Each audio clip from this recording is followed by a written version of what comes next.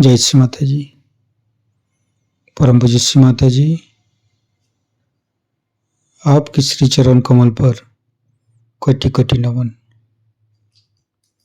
परम पूज्य श्री माता जी, आज का ध्यान आप ही के साथ, आप ही की इच्छा अनुसार हो। कृपा करके आप सारे देव देवियों के साथ ये ध्यान और मेडिटेशन की मंच पर पधारिए और सभी संतों को, सभी शुद्ध आत्मा को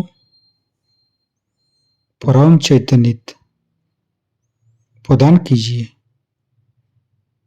और निर्विचारिता स्थिति, ध्यान की स्थिति प्रदान कीजिए माँ।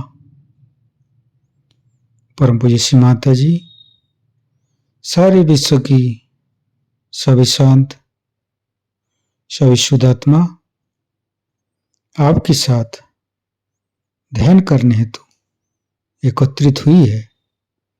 कृपा करके आप पधारिए। कुंडलिनी उठा के बंधन लेंगे।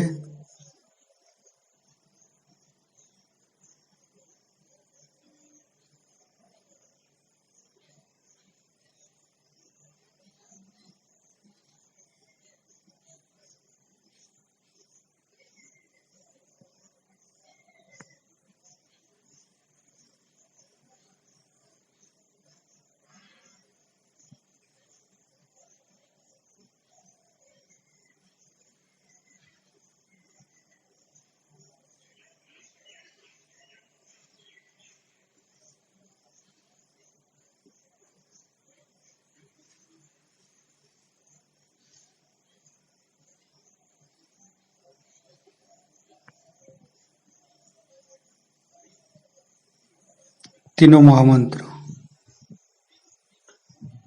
ओम तमेव साक्षात् श्री महालक्ष्मी महासरस्वती महाकाली त्रिगुणात्मिका कुंडलिनी साक्षात् श्री आदिशक्ति माता जी श्री निर्मला देवे नमो नमः।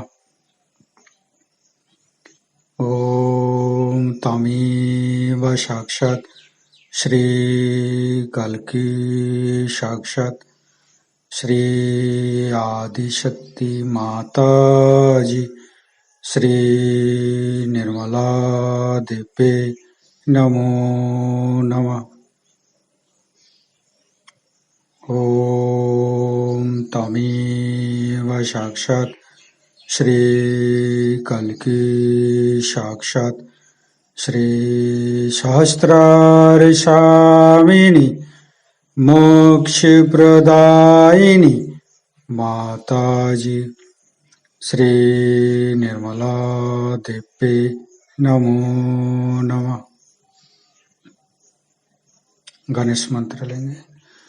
ओम तमेव साक्षात् श्री गणेश साक्षात् श्री आदिशक्ति माता जी श्री निर्मला देवे नमो नमः। दोनों हाथ खुला हुआ परम पूज्य श्री माता जी के सामने,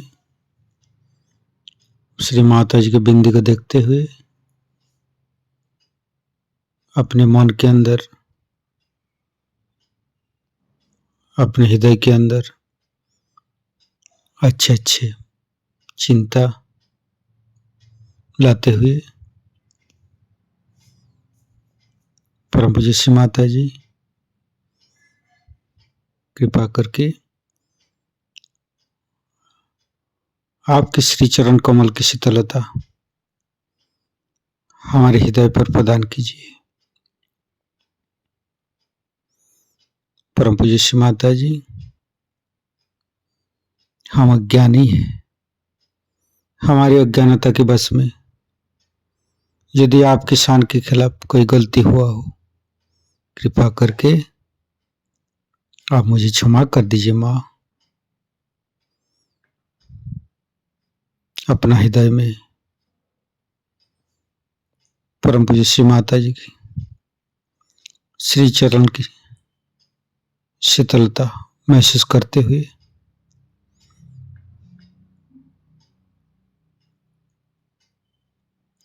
धीरे धीरे चित्त को मूलाधार चक्र पर परम पूज्य श्री माता जी, आप ही तो प्रभु गणेश है, कृपा करके हमारे शरीर के अंदर तीनों नाड़ी सातों चक्र में समस्त दोषों को, समस्त रोगों को दूर कीजिए। हे प्रभु गणेश, कृपा करके आप हमारे अंदर आइए। हे आदिशक्ति माँ, हम कभी अतीत में चला जाते हैं, कभी भविष्य में चला जाते हैं। कृपा करके अतीत और भविष्य को छोड़ के हमें वर्तमान में स्थापित कीजिए। वर्तमानी धर्म है माँ, वर्तमानी सच है। कृपा करके हमें वर्तमान में स्थापित कर दीजिए। हम सारे समय, सारे पल, सारे दिन परम चैतन्य माँ के साथ चलते रहते हैं। हमारे सांसें, हमारे जीवन, हमारे समय इस चैतन्य लहरी के साथ, इस चैतन्य लहरी की शक्ति से चलते हैं, जो कि हम सहज से ही श्री माता जी के पास से प्राप्त हुई है। धीरे धीरे चित्त को तीनों स्वादिष्ठान को देखेंगे।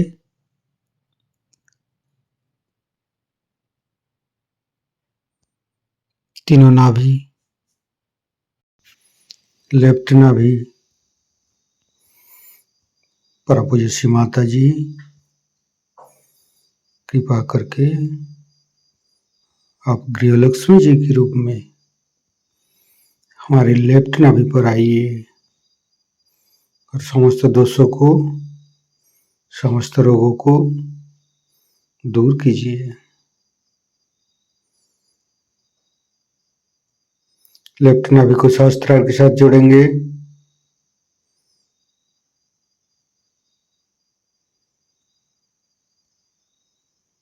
फिर चित्त को राइट नाभि, परम पूज्य श्री माता जी, कृपा करके आप हमारी राइट नाभि पर श्री राज लक्ष्मी जी के रूप में पधारिए। समस्त दोषों को, समस्त रोगों को दूर कीजिए।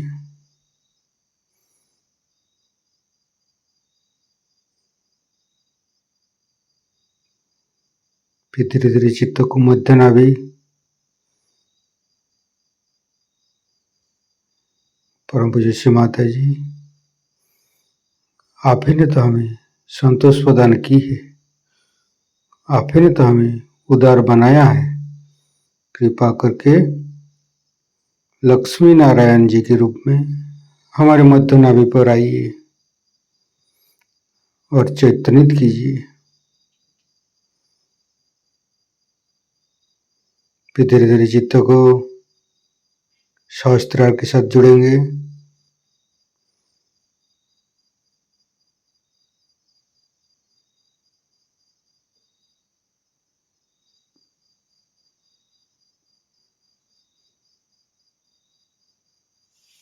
फिर तीनों हृदय, लेफ्ट हृदय, परम पूज्य श्री माता जी, आपकी परम कृपा में तो हम शुद्ध आत्मा है।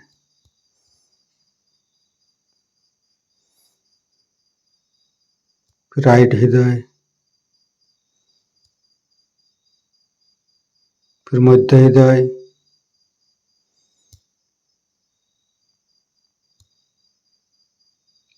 विशुद्धि, राइट विशुद्धि,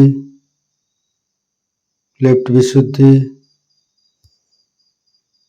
परम पूज्य श्री माता जी, आपकी परम कृपा में हम संपूर्ण निर्दोष है माँ। मध्य विशुद्धि, फ्रंट आज्ञा, बैक आज्ञा, सहस्त्रार। परम पूज्य श्री माता जी, हमारे अंदर अहंकार, पति अहंकार को दूर करके हमारे सहस्त्रार पर आइए, समस्त ब्रह्मरंध को खोल दीजिए।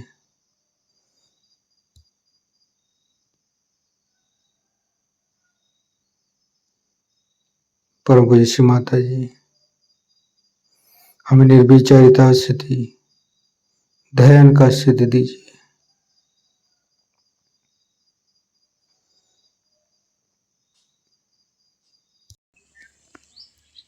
सहस्त्रार के साथ एक एक चक्र को जोड़ेंगे। मूलाधार, स्वादिष्ठान, नाभि, हृदय, विशुद्धि, आज्ञा, संपूर्ण चित्त सहस्त्रार पर रखेंगे। परम पूज्य श्री माता जी, हमारे ऊपर ऐसी कृपा कीजिए ताकि आपकी वाणी को हम सहस्त्रार से ग्रहण कर सके। संपूर्ण चित्त सहस्त्रार पर परम पूज्य श्री माता जी को अमृत बनी हम सहस्त्रार से ग्रहण करेंगे। सहजयोग एक अभिनव आविष्कार।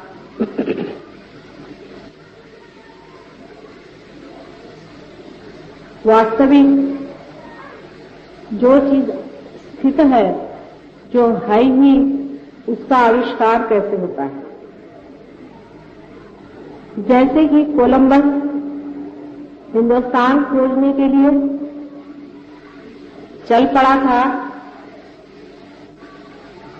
तब क्या हिंदुस्तान नहीं था? जब नहीं होता तो खोज किस चीज की कर रहा था? सहजयोग तो है ही, पहले ही से है, उसका पता सिर्फ अभी लगा है। सहजयोग ये परम तत्व का अपना तरीका है, ये निसर्ग का अपना एक अनूठा तरीका है। यही एक ही मार्ग है जिससे मानव जाति को उत्क्रांति से, इवोल्यूशन से उस आयाम में, उस डायमेंशन में पहुंचाने का एक तरीका है, एक व्यवस्था है, जिससे मानव उस चेतना से परिचित हो जाए, उस चेतना से आत्मसात हो जाए, जिसके सहारे ये सारा संसार, सारी सृष्टि और मानव का हृदय भी चल रहा है।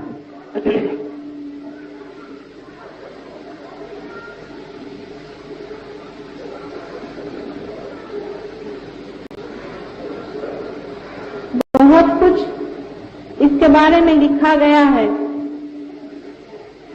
पुरातन कालों से ही खोज होती रही। मनुष्य खोज कुछ रहा ही है हर समय, चाहे वो पैसे में खोज ले, चाहे वो सत्ता में खोज ले, चाहे वो प्रेम में खोज ले, वो किसी न किसी खोज की ओर दौड़ रहा है।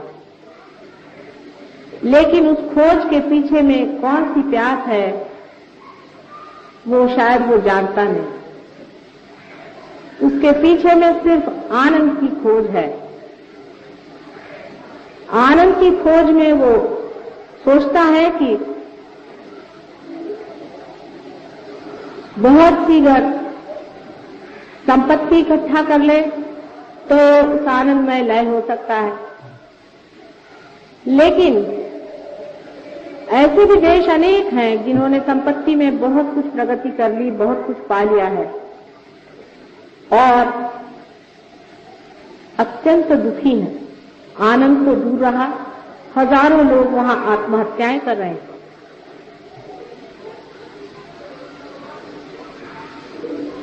सारे खोज के पीछे में आनंद की प्यास आपको घसीटे चली जा रही है किसी अज्ञात की ओर।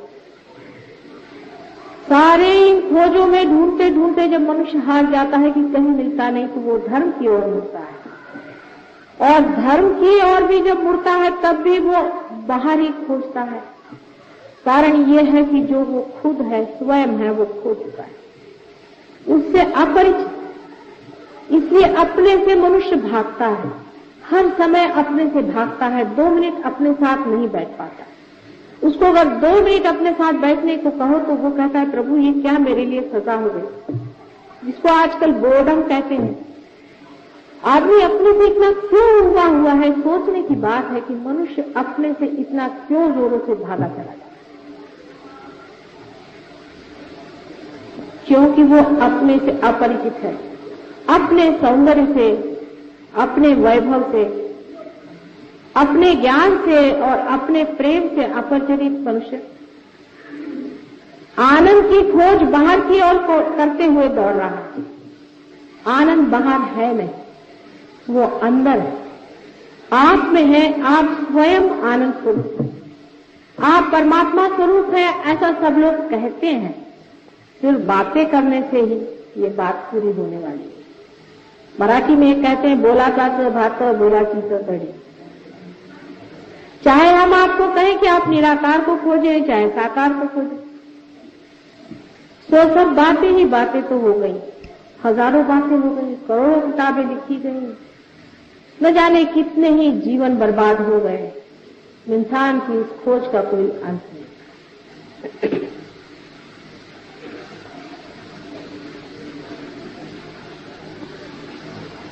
मनुष्य जो कुछ भी सोचता है अपने मन से, वो मन के दायरे में, लिमिटेशन से सोचता है।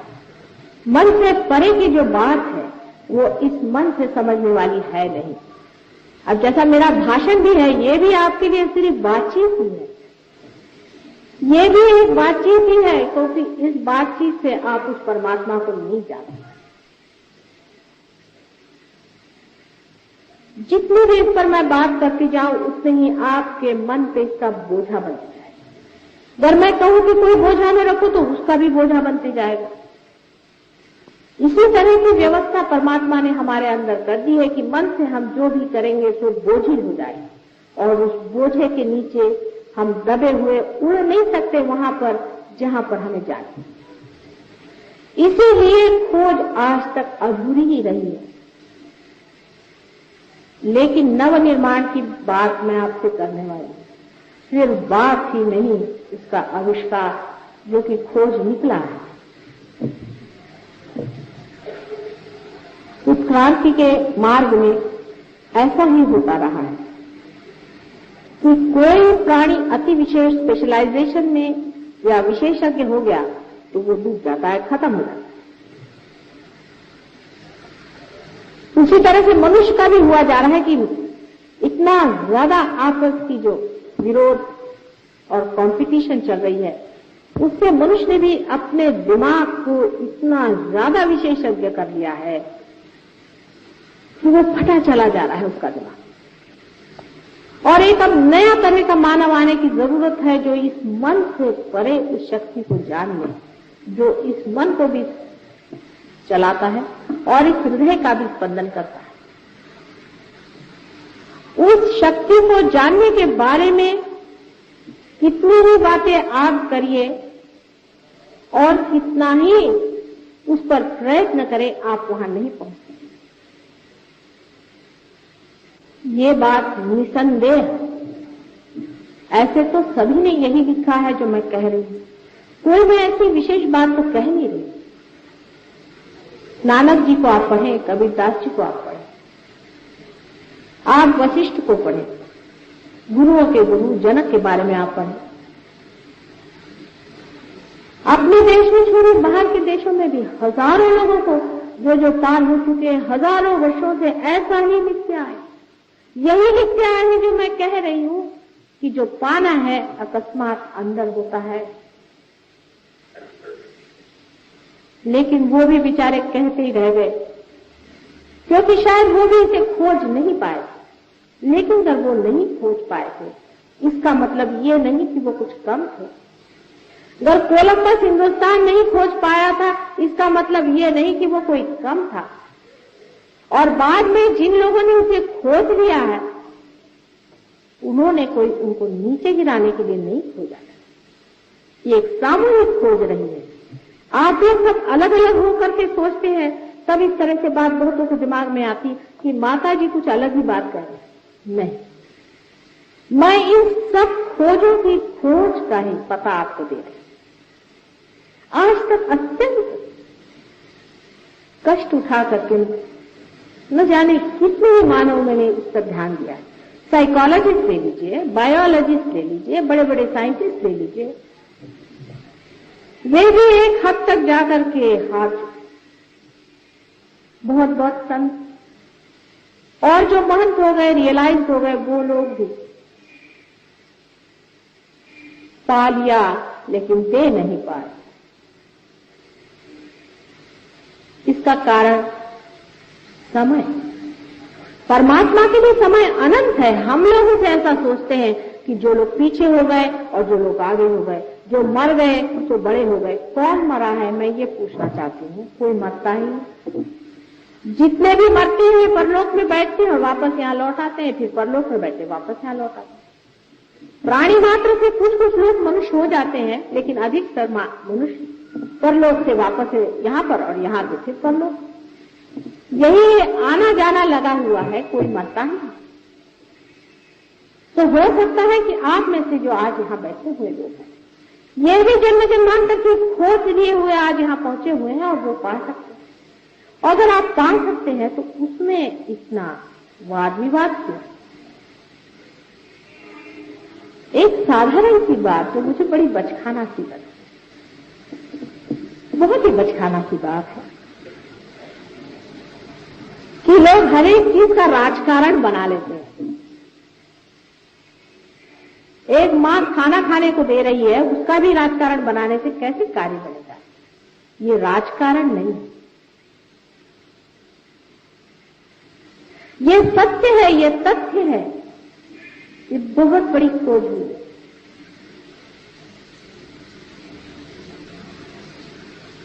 यहां पर जो लोग रियलाइज लोग बैठे हैं वो समझ रहे हैं मैं क्या कह रही हूं। धर्म की खोज में मनुष्य परलोक तक पहुंच पाया है, अभी तक परम तक नहीं पहुंचा। और जो परम में पहुंचे भी थे वो परम को नीचे नहीं ला सके। और लोगों के लिए ये बात बहुत सत्य है, क्योंकि जैसे आपके अनेक जन्म हुए, मेरे भी अनेक जन्म हैं। और इन सब बड़े बड़े खोजने वाले से मेरा भी बहुत नजदीकी संबंध रहा है। और वो मेरे जितने अपने हैं शायद आप लोगों के नहीं है। जो लोग बड़े बड़े झंडे लगाते हैं कि हम मुसलमान हैं, हिंदू हैं, ये हैं, वो हैं, वो सिर्फ एक वकीली लेकर के झूठ मूठ के आए। उनके पास कोई भी गारंटी नहीं है कि पिछले जन्म में हो सकता है जो हिंदू था वो मुसलमान रहा हो, जो मुसलमान हो वो ईसाई रहा हो। जब जन्म जन्मांतर की बात है, जब अनंत की बात, तो सोचना भी उसी लेवल पे, उसी स्तर पे होगा। वो स्तर ऐसा है कि जो कुछ परम है वो जड़ नहीं है, जो कुछ परम तत्व है वो जड़ नहीं है, जो कुछ सकी है वो ग्रोथ नहीं है, जो कुछ सूक्ष्म है वो जड़ नहीं। इस बात को आप ठीक से समझिए। वो जड़ में प्रकाशित हो सकता है, किंतु परम जड़ में इंटरेस्टेड नहीं है, उसमें कोई दिलचस्पी नहीं है। जैसे कि बहुत से लोग मुझे बताते हैं कि एक साधु संत थे, वो परमात्मा से कुछ मांग रहे थे और उनको परमात्मा ने दे दिया होगा, लेकिन परमात्मा ने नहीं दिया, ये मैं बता सकती। परमात्मा को इसमें कोई भी इंटरेस्ट नहीं है कि आपके इतने बच्चे पैदा हो जाए, कि आपको जमीन मिल जाए, आपको घर मिल जाए, आपको दुनिया भर की ऐशो आराम मिल जाए। इसमें परमात्मा को कोई भी इंटरेस्ट नहीं। हमने परमात्मा को समझने में ही गलती कर दी है। परम तत्व को परम ही देने में इंटरेस्ट है, ये बात आप लिख कर रखें। और इस पर भी लोग सब बात करते हैं कि परम तत्व जो है वो कुंडलिनी योग से पाया जाता है, ऐसा भी बहुत लोग लिख करके गए। लेकिन कुंडलिनी योग से सिद्धि पाई जाती है, ऐसी बात कहीं भी लिखी नहीं गई। हाँ, लेकिन जिन्होंने सिद्धियां पाई है वो यही लिखते हैं कि कुंडलिनी से सिद्धियां आनी चाहिए, कभी भी नहीं। कुंडलिनी आपकी मां आपके अंदर बैठी हुई है, आपको पुनर्जन्म देने के लिए। वो आपको सिर्फ पुनर्जन्म देगी, आपको सिद्धियां दे करके परलोक में फेंकने वाली वो मूर्ख मां नहीं। जितनी समझ आपके पास है उससे कहीं अधिक समझदार है वो, कहीं अधिक प्रेममय है। वो आपको गलत जगह में, असत्य में ढकेलने वाली दुष्ट मां नहीं।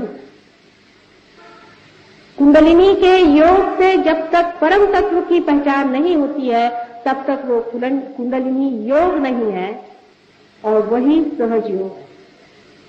और इसकी व्यवस्था परमात्मा ने कितनी खूबसूरती से हमारे अंदर की है, वो भी एक समझने की बात है।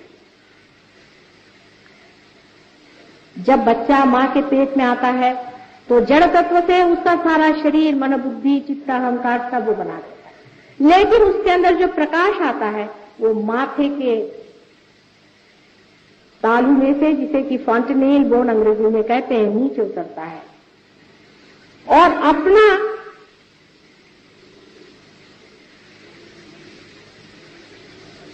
ब्रेन, मस्तिष्क, जिसका आकार त्रिकोणाकार एक प्रिज्म के जैसा है, उसमें से यही शक्ति गुजरते वक्त 3 हिस्सों में बट जाती। ये सब परमात्मा ने किस खूबी से किया है, ये जानने के लिए यहां अगर कोई डॉक्टर हो तो वो समझ सकता है। इसी को हम सिंपैथेटिक और पैरासिम्पैथेटिक नर्वस सिस्टम कहते हैं। हमारे शरीर के अंदर 2 ऐसी शक्तियां विराजमान हैं कि जिसके बारे में हम बहुत कुछ कम जानते हैं और जिसके बारे में हमें पता लगाने में बड़ी दिक्कतें होती हैं, खास करके पैरासिम्पैथेटिक नर्वस सिस्टम। अपने योग शास्त्र में इसे सुषुम्ना और ईड़ा और पिंगला, ऐसी 2 सिस्टम्स बताएंगे। ईड़ा और पिंगला ये दोनों ही अपने शरीर में सिंपैथेटिक नर्वस सिस्टम का उद्भव करते हैं, माने उसका जड़ तत्व जो है वो सिंपैथेटिक नर्वस सिस्टम। अब ऐसा समझ लें कि परमात्मा ये पेट्रोल अपने सर में यहां से भर देते हैं और पेट्रोल भरते वक्त वो कुछ ऐसी घटना घटित होती है कि प्रिज्म के अंदर से गुजरने वाले उनके किरण आपस में इस तरह से आ करके और फिर मुड़ जाते हैं, जिसे डिफ्लेक्ट होना कहते हैं, और फिर नीचे जा करके उनकी ईड़ा और पिंगला ऐसी 2 नाड़ियां बनती हैं, और जो बराबर बीचों बीच शिखर पे से बीचों बीच उतरने वाले किरण आपकी कुंडलिनी बन करके जो त्रिकोणाकार अस्थि अपने मज्जा तंतुओं के नीचे बना हुआ है उसमें वास करते। इसे एक बात तो जाहिर हो गई कि हमारी कुंडलिनी जो है वो ऐसी जगह बैठी हुई है जिसका संबंध सेक्स से कुछ नहीं। अब आप अगर किताबें पढ़ें तो कुंडलिनी शास्त्र पे आप सब जान जाइएगा कि ऐसा होता है, वैसा होता है, ये है, वो है। लेकिन कुंडलिनी को उठाने वाले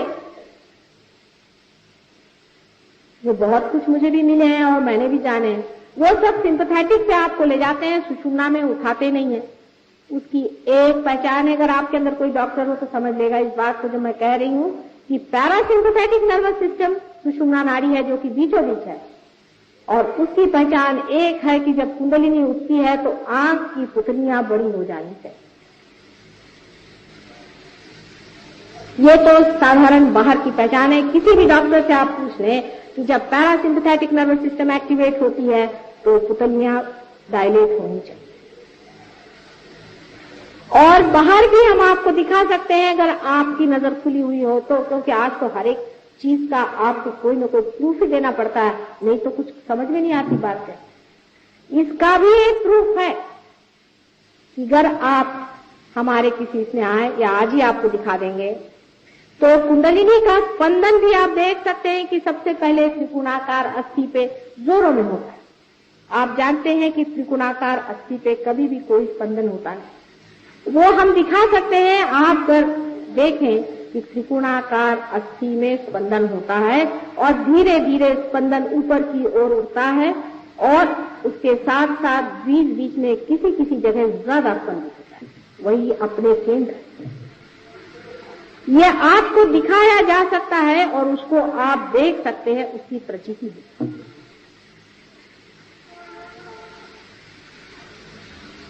जब कुंडलिनी सुषुम्ना से उठेगी तभी आप पार हो सकते हैं, लेकिन इसके लिए परमात्मा ने न जाने क्यों एक बड़ी जबरदस्त कंडीशन लगा दी। एक बड़ी भारी अटकल है उसमें जो देना ही पड़ेगा। वो ये है कि कुंडलिनी सुषुम्ना पे तभी आएगी जब परमात्मा का असीम प्रेम उस आदमी में उतर पड़ेगा। जब तक वो प्रेम मनुष्य में उतरेगा नहीं, कुंडलिनी उठने वाली नहीं है, चाहे आप कुछ करें।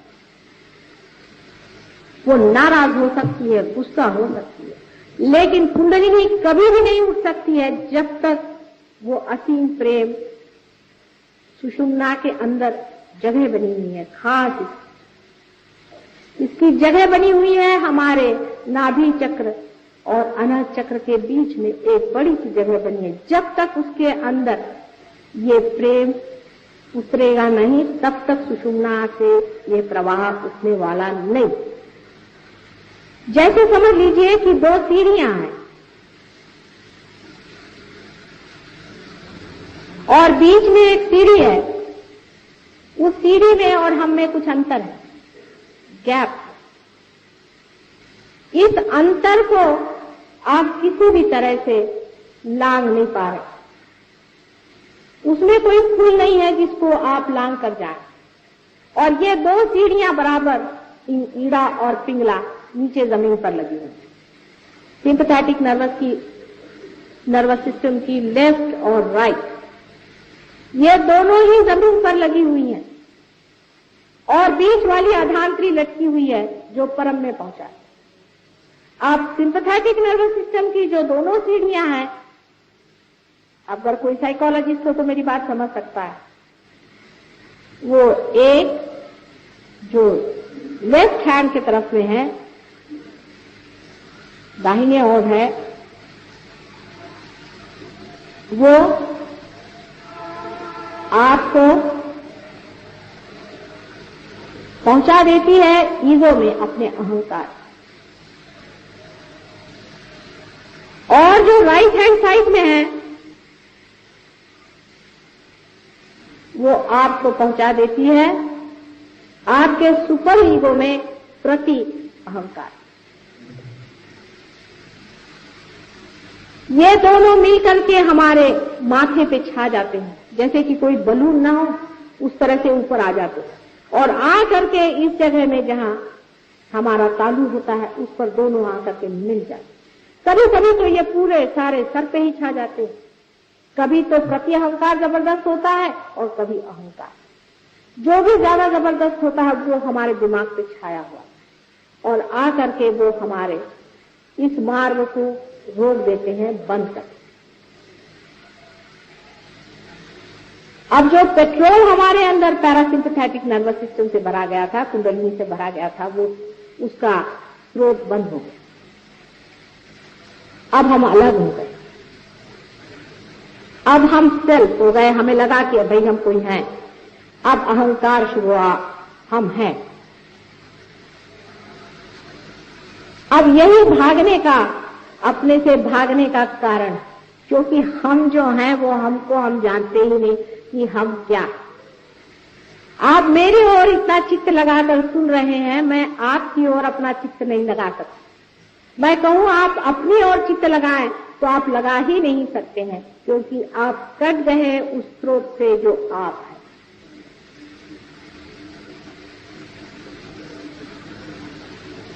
एक जो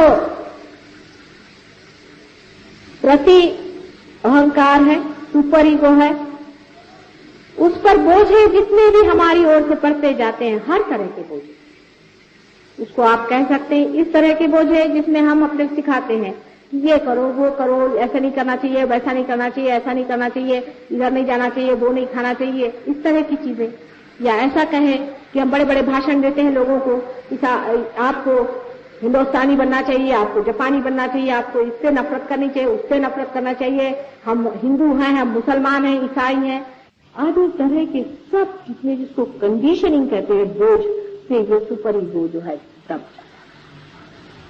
और जो अहंकार है वो ये कहता नहीं हम तो ये हैं, हमें ये करना चाहिए, वो करना चाहिए। जो कहता है नहीं करना चाहिए वो तो सुपर ईगो, और जो कहता है करना चाहिए वो ईगो है। असल में हम न तो कुछ नहीं करते हैं, न तो हम कुछ करते, करने वाला तो कोई और ही है, बेकारी में बच खाना पन नहीं। करने वाला अपना काम तो करता ही है और करेगा ही, लेकिन यही जड़ता हमारे अंदर दोनों है कि हम उस पेट्रोल को इस्तेमाल करते हैं इन दोनों ईड़ा और पिंगला से, अपने सिंपैथेटिक नर्वस सिस्टम से, उससे हम अपने को कंडीशनिंग कर लेते हैं, बोझे में डाल लेते हैं। बीचों बीच सुषुम्ना नाड़ी। अब बहुत से लोगों ने मुझसे ऐसा भी कहा कि माता जी आप तो इनके विरोध में बोलते हैं, उनके विरोध में बोलते हैं। भाई मैं किसी के विरोध में नहीं बोल रही, लेकिन तुम तो गलत सीढ़ी से चढ़ गए ना, उसे तो उतारना पड़ेगा ही जो बीच की सीढ़ी में तुम्हें चढ़ाना है। इसमें किससे मैं विरोध कर रही हूँ, मेरी समझ में नहीं आता कि इसमें किससे विरोध करके मुझे क्या करने का। मैं तो आपसे बता रही हूँ कि आप गलत सीढ़ी पे चढ़ गए, सभी उतर आइए। मैं तो बड़े बड़े गुरुजनों से मिलने जाती हूँ, उनसे बात करती हूँ कि आप कर क्या रहे, कुछ करने से परमात्मा नहीं मिल सकता। इन लोगों से कुछ करवाए हुए नहीं, ये करने धरने से परमात्मा नहीं मिल सकता। ये आपको मैं क्या बता रही हूँ, आप वशिष्ठ पढ़े या नहीं तो आदि शंकराचार्य को पढ़े, जो कि हिस्टोरिकल चीज है, उनको भी पढ़े। उन्होंने भी यही कहा है कि आप परमात्मा को पाने के लिए कुछ कर नहीं सकते, लेकिन अंतर उनमें मुझमें जरा सा थोड़ा सा फर्क, इतना ही अंतर आता है कि उन्होंने कहा था कि परमात्मा को पाने के अधिकारी बहुत ही कम, इसलिए ठीक है कि कुछ भक्ति में रहें और कुछ अपने ऊपर योग वोग लगाकर अपने मन को अनुशासित करें। लेकिन उन्होंने भी कहा था कि अनुशासित मन, फिर चाहे वो किसी भी तरह का हो, और वैसा भी मन कि जो विषयों के पीछे दौड़ता है और अपने को, जिसको इंटेलिजेंस कहते हैं, दोनों ही मन इस कार्य के लिए व्यस्त है। ऐसा सुंदर मन जो छोटे बच्चों जैसा निष्पाप हो, वही इस परमात्मा को पाने का अधिकारी है, ऐसा उन्होंने साफ साफ कहा। लेकिन कौन पढ़ता है उनको कोई पढ़ता जो नहीं ना। प्रश्न तो यह है कि हम लोग सभी को पढ़ते हैं, और उसमें से उनको ज्यादा पढ़ते हैं जिनको धर्म के बारे में कुछ मालूम नहीं, और मालूम भी है तो थोड़ा बहुत मालूम। जो अपने को बहुत हिंदू कहलाते हैं उनको पहले आदि शंकराचार्य को पढ़ना चाहिए। आदि शंकराचार्य ने तो हिंदू धर्म की संस्थापना करी थी, फिर आदि शंकराचार्य को क्यों नहीं पढ़ते? दुनिया भर के लोगों को आप पढ़ते हैं, उनको क्यों नहीं आप पढ़ते और उनको आप जानते क्यों? उसमें मुझ में जो अंतर है वो इतना ही है कि वो कहते थे कि बहुत ही करोड़ों में एक दो होते, मैं कहती करोड़ों में लाख तो है ही समझते। ये आशावाद का अंतर नहीं है, ये समय का अंतर है। समय ऐसा कलयुग का समय है ही बड़ा घनघोर युद्ध का समय, अंधकार और प्रकाश का घनघोर युद्ध बच चल रहा है। आपको पता नहीं क्योंकि आप सिर्फ अभी मुझे ही देख रहे हैं, अपने से परे आप किसी को देख नहीं पा रहे हैं, लेकिन जो लोग रियलाइज हैं वो जानते हैं कि कैसा कैसा चंग बांधा गया। आज पूर्णिमा का रोज है, आज दोनों का रोज है। नेगेटिव और पॉजिटिव फोर्सेस दोनों अपना जोर बांध रहे हैं। सिंपैथेटिक और पैरासिम्पैथेटिक का पूरा जोर है। सिंपैथेटिक पैरासिम्पैथेटिक को चूसे चली जा रही है और सिंपैथेटिक कितना भी चूस ले, अगर पैरासिम्पैथेटिक उस अनंत से एकाकार हो जाएगी तो उसमें वो भरता ही रहेगा। कितना भी आप पेट्रोल खर्चा करें, अगर वो पेट्रोल पंप ही में लगा हुआ है तो फिर क्या डरने की। ये सारे सिंपैथेटिक का प्रश्न। सिंपैथेटिक की जो एक्टिव कॉन्शियसनेस की साइड है, जहां से आप सारा काम करते हैं, जिसे एनर्जी इस्तेमाल करते हैं, वो अगर अति इस्तेमाल हो तो कैंसर जैसा रोग हो जाता है। और जिस तरफ में सुपर ईगो होता है वो ज्यादा इस्तेमाल हो तो पागलपन आ जाता है। हम किसी को ठीक ठाक नहीं करते हैं। यह भी कहना है कि हम बीमारियां ठीक करते हैं, एक तरह से गलत ही बात है, क्योंकि वो तो पैरासिम्पैथेटिक नर्वस सिस्टम जो कि इन दोनों भी सिस्टम को ठंडा कर देती है, अपने आप ही मनुष्य जो है वो ठीक हो जाता है। अगर कोई पागलपन होगा तो वो भी ठीक हो जाएगा। और अगर कोई आपके अंदर में ओवर एक्टिविटी से कैंसर जैसा रोग होगा वो भी ठीक है। कैंसर का इलाज सिर्फ सहज योग।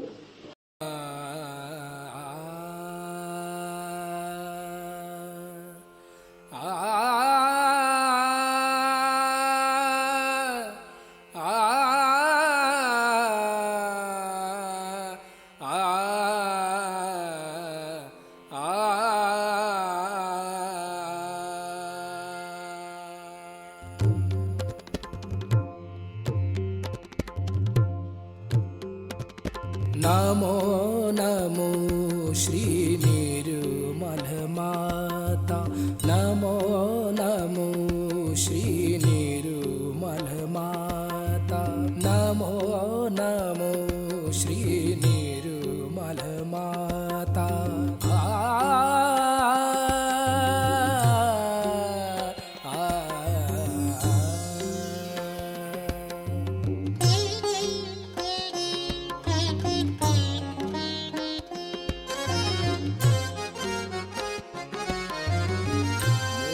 मोक्षदायिनी हे परमेश्वरी, मोक्षदायिनी हे परमेश्वरी, मोक्षदायिनी।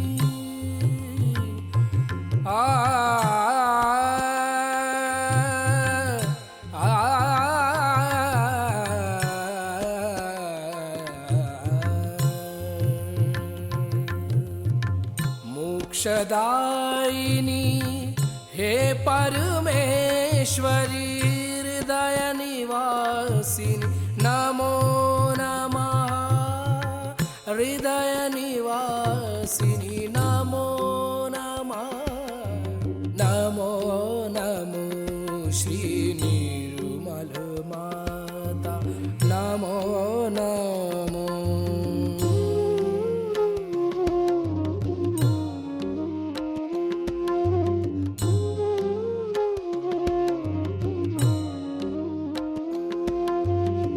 सहस्त्र कमल पर तुझको पाया, सहस्त्र कमल पर तुझको पाया।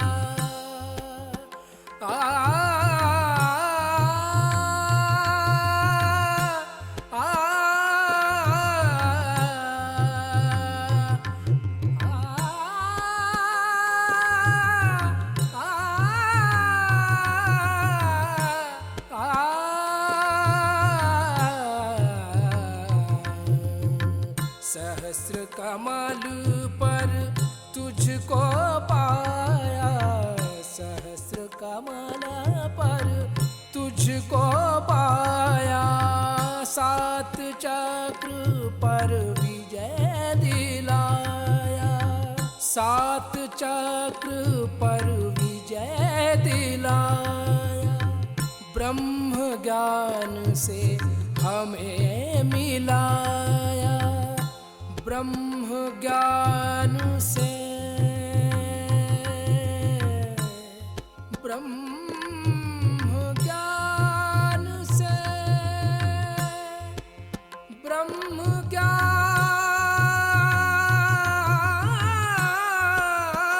से, ब्रह्म ज्ञान से, ब्रह्म ज्ञान से हमें मिलाया।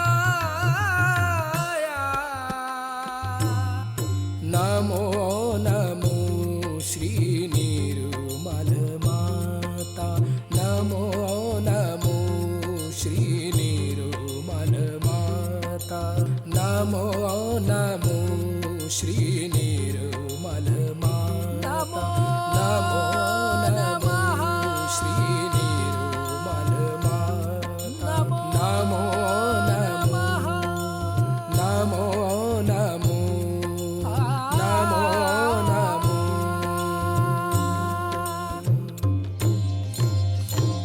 ॐ त्वमेव साक्षात् श्री सहस्रार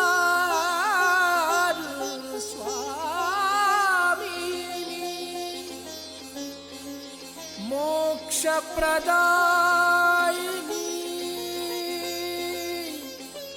माता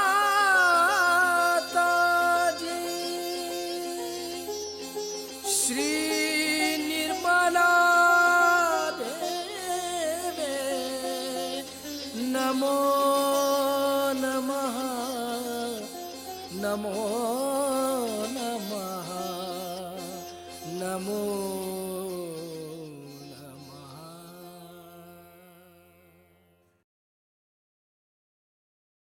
इस अवस्था को प्राप्त करने के बाद कृपया कुछ देर ध्यान में रहें। जय श्री माता जी। इस ध्यान का स्थिति पर परम चैतन्य अनुभव करते हुए थोड़ी देर रहेंगे। दोनों हाथों पर सहस्त्रार पे परम पूज्य श्री माता जी का चैतन्य की वर्षा अनुभव करते हुए, परम पूज्य श्री माता जी आज का ध्यान अपने करा के जो हमें चैतन्य की है, निर्विचारिता स्थिति प्रदान की है, ध्यान की स्थिति प्रदान की है, इसके लिए मैं आपको कोटि कोटि नमन। कुंडली उठाकर बंधन लेंगे।